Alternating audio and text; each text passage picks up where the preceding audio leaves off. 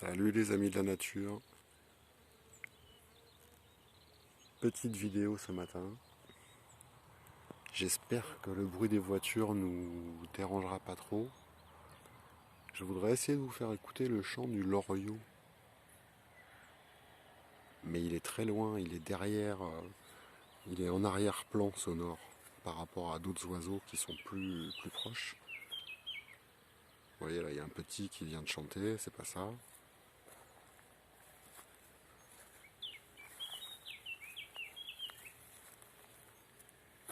Le loriot, il est au loin.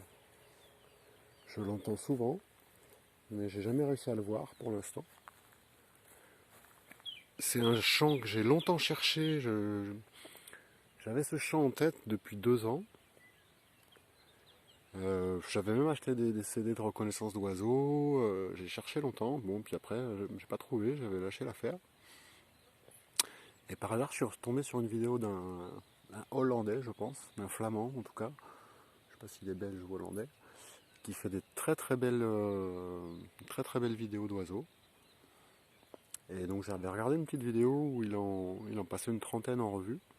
Mais avec la prise de son, la prise de vue montée ensemble, enfin c'était vraiment un très très beau boulot de pro. Et du coup, j'écoutais cette vidéo là qui devait durer, je sais pas, une demi-heure. Et à un moment donné, crac, je tombe sur ce chant du loriot. Et je l'ai reconnu dans la seconde, quoi. C'était vraiment ce chant que j'avais en tête depuis 2 ans environ. Et dont j'étais pas arrivé à trouver le nom. Et j'étais trop content de le trouver. J'étais vraiment, mais ça m'a mis en joie, quelque chose d'incroyable. Et depuis, je le reconnais. Et du coup, souvent, quand je vais dans des endroits où, comme ici, où il y a ce qu'on appelle une ripisylve, c'est-à-dire des arbres plantés en bordure d'un cours d'eau, d'un ruisseau, en général, ils sont là, les loriots. Donc là, on l'entend, donc je vais faire silence. Et j'essaierai de vous dire quand on l'entend. Mais il est vraiment en arrière-plan, donc à mon avis, je suis pas sûr qu'à la vidéo ça passe. Ah, voilà.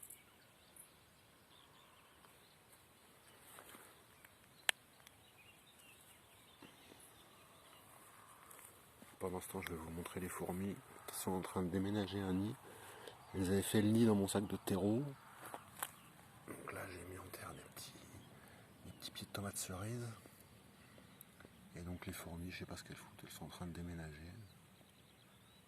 Oui, on va pas les voir avec une telle définition. Ah, l'Orient, on l'entend. Voilà. Vous voyez, vous entendez ce...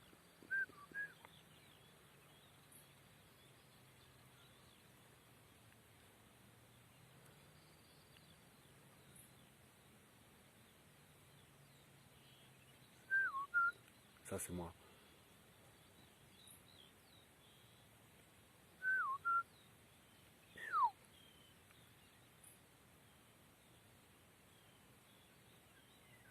Ah, voilà, c'est ça.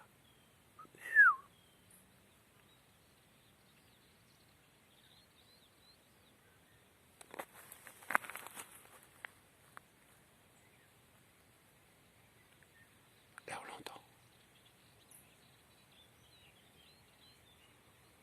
À mon avis, il faudra que vous mettiez un casque pour entendre ça. Mais j'ai pas de micro, c'est juste le micro du téléphone.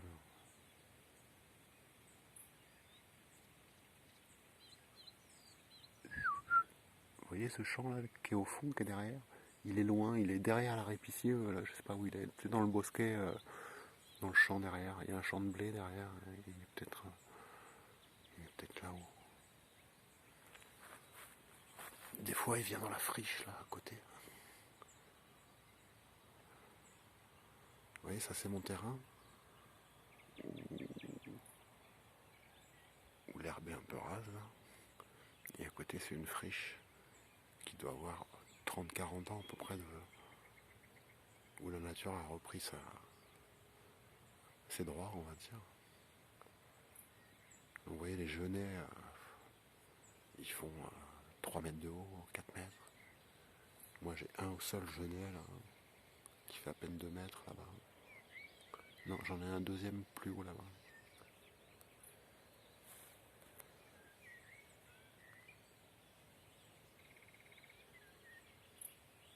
je sais pas si vous aurez réussi à distinguer le chant du loriot.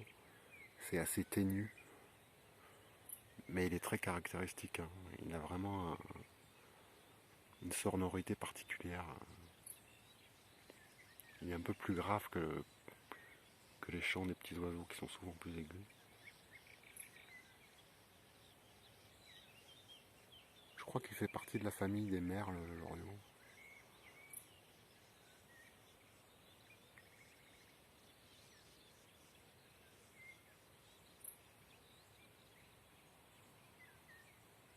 Là on l'entend.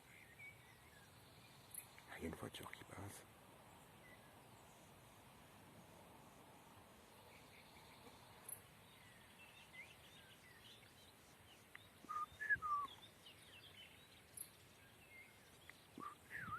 Vous voyez ce chant là derrière?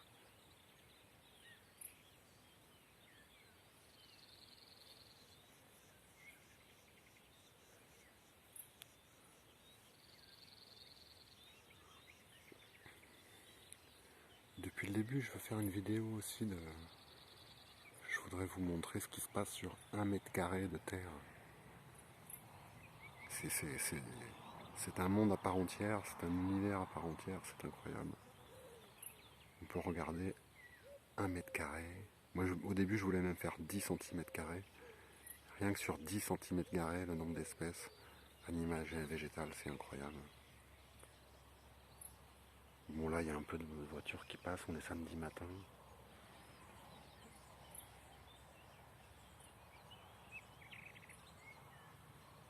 On entend le loriot, là.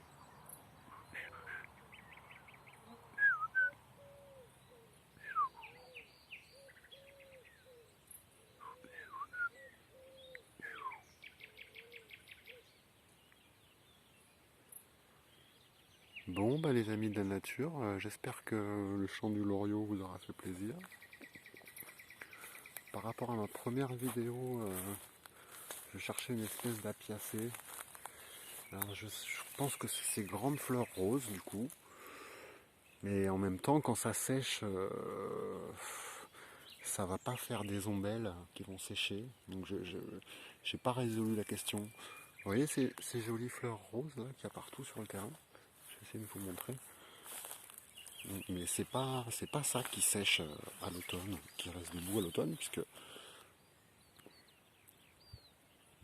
ça fait des fleurs. Ça fait pas des ombelles en fait.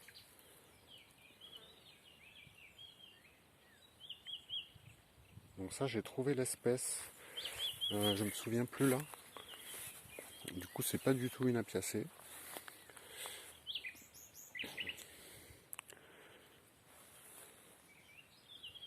Je suis même pas sûr que ce soit une asterae.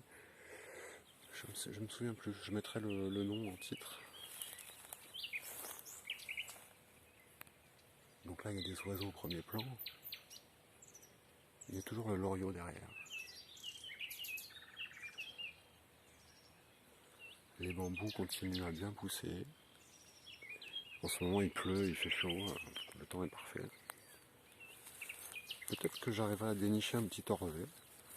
Ah ouais, avec des petites fleurs roses. Au fil des jours, au fil des semaines, il y a des fleurs qui disparaissent, qui fanent, qui font leurs fruits. Et il y en a d'autres qui apparaissent. C'est vraiment... ça change vraiment tout le temps, tout le temps. Donc vous voyez ces fleurs roses là. Je pensais que c'était ça. Enfin roses, pas vraiment, elles sont un peu parmes je dirais. Je pensais que c'était ça qui séchait à l'automne, mais vu la forme des fleurs, c'est pas ça. Donc je pense que les ombelles qui sèchent à l'automne, elles sont pas encore apparues. Alors là, il y a un papillon, et là, il y a une coccinelle. Je sais pas si on voit tout ça. Le papillon, il est sublime. Je vais pas commencer à chercher les noms des papillons. Je vais m'y intéresser un jour. Vous voyez la petite coccinelle ici, hein, je sais pas si on la voit.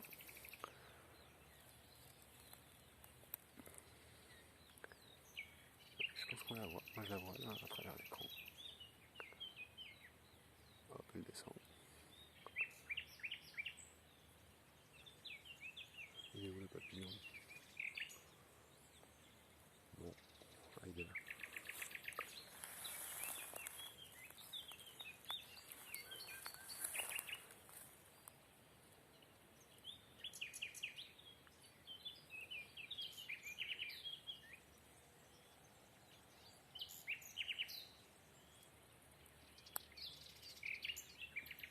J'entends plus le loriot. Là, en me baladant comme ça, là, je suis sûr qu'il y a des orvets un peu partout. Bon, ce sera pour une autre fois l'orvet. Je vais vous laisser là, je vais vous dire au revoir. Je vous embrasse fort, je vous aime, et à la prochaine.